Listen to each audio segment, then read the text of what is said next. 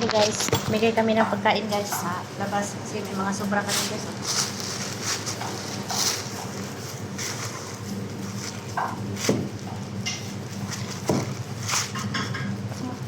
Ano ito?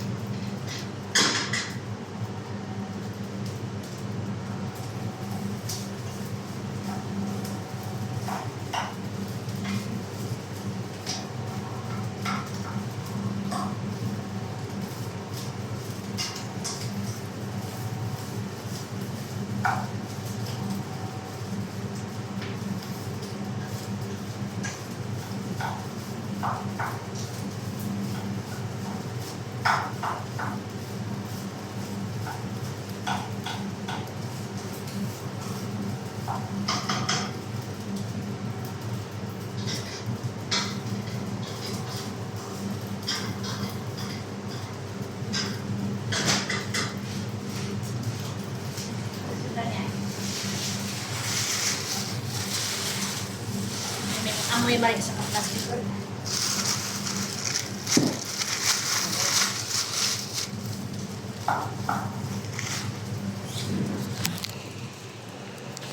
Ganyan guys.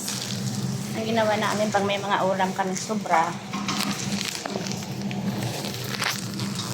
Oh. Diba? Makakain pang tao, hindi mausap, di masayang.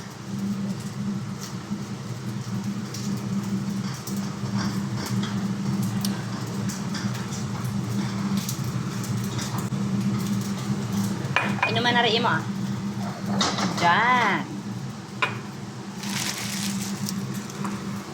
Ano ito? Lagay sa plastic oh. Linis pa kaya ito? Ha? Sige na. Ngawa lang muna. Diyan lang muna yan. Kasi, pangawa muna ini. Kapi mo na, kapi! Hindi pa tapos ang kapi! Ay!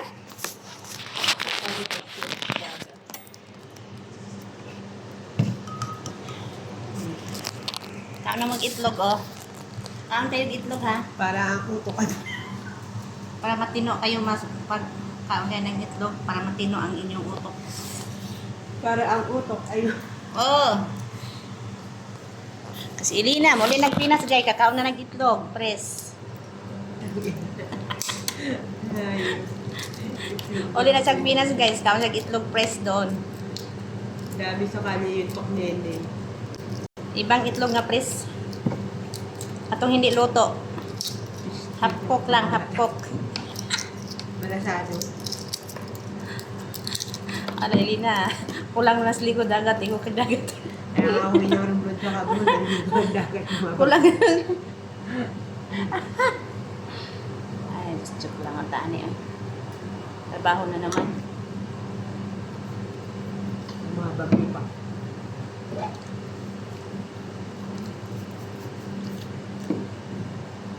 Itong itlog guys, maganda to kung yan ang kainin niyo. Kasi, di pang high blood, pang resistensya to guys.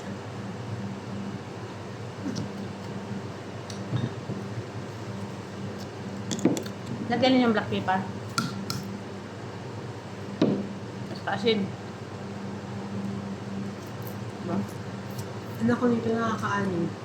Pag baba ako sa barko, hindi pwedeng 3 piraso lang kakain na mabaon ito.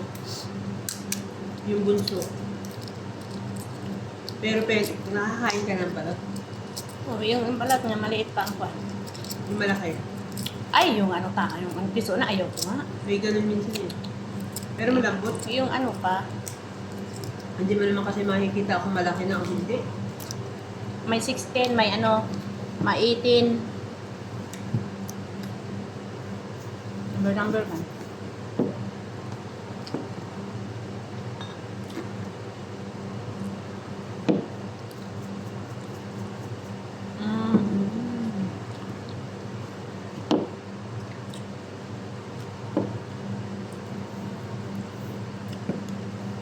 Mm. Diba?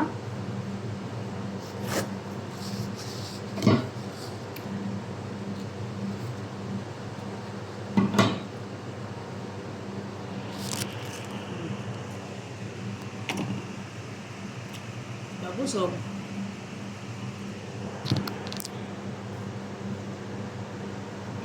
Ayaw lang mo kaong itlog nga na hindi luto guys ha. Yung kainin nyo yung luto ng itlog.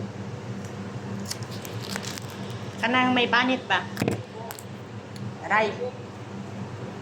Wala na guys.